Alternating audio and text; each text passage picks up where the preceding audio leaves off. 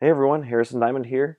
It's time for part 2 of my dry fire focus around my reloads. In part 1, we talked about why I was switching to bullets out with my new mag pouches. Today, we're going to talk about the foundational drills that I'm using to build my new set of mechanics for my reloads. Now, whenever I do dry fire, my gun is unloaded at all times, but I do take advantage of two different training aids. First is the venerable snap cap.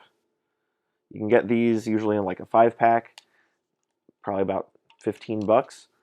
They have a spring-loaded fake primer, and they're obviously completely colored different than a normal bullet, so you can't mix them up. They're way lighter, but these are extremely useful in reload drills, malfunction drills, trying to do that even in live fire for malfunction drills.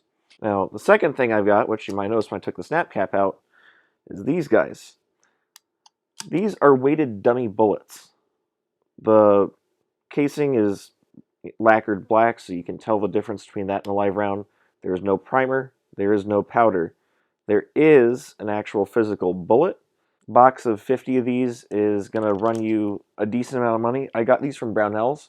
If you're running around using completely empty mags to practice your reloads, this is way too light compared to a loaded mag.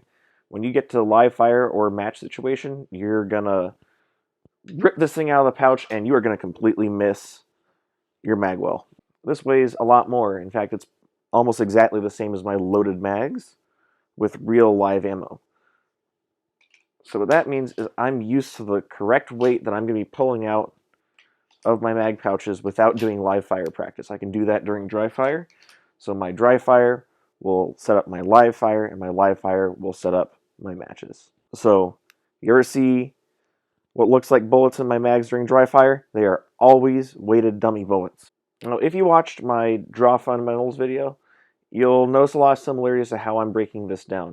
So as I'm trying to build up foundational skills, I'm going to work on my reload in the exact same way I worked on my draw, and its components, and then string them together end to end. Now, while I did change my mag pouches, there are some things that I'm not changing.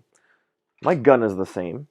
I'm still going to be pushing out in the same way once the new mag is inserted, so I don't really have to worry so much about this half of my reload, and that last third really shouldn't change from my old way of doing things. So I can focus on getting my support hand onto my mag correctly and getting it up out of the belt and into the gun the right way.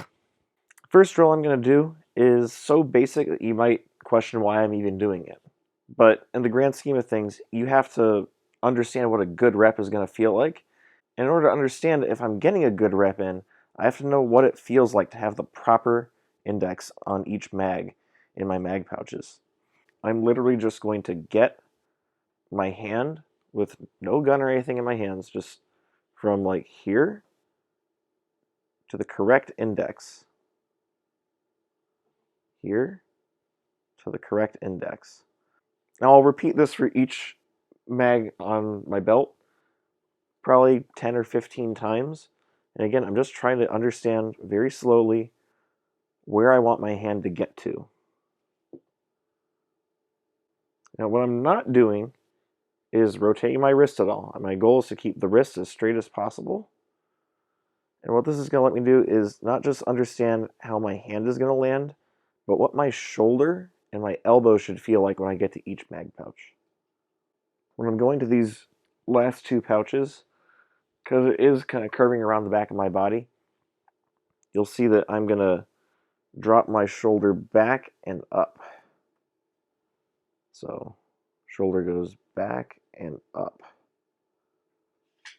That way my wrist is still in the same position. I'm getting the mag out the same way. So the second drill that we're going to work on today, starting with my empty gun pointed out in front of me, I'm going to run through the actions of getting my gun to where it needs to be and this hand to where it needs to be. Here to here. So I'll move my thumb to the mag release. I don't have a mag in the gun, so I'm not going to drop it.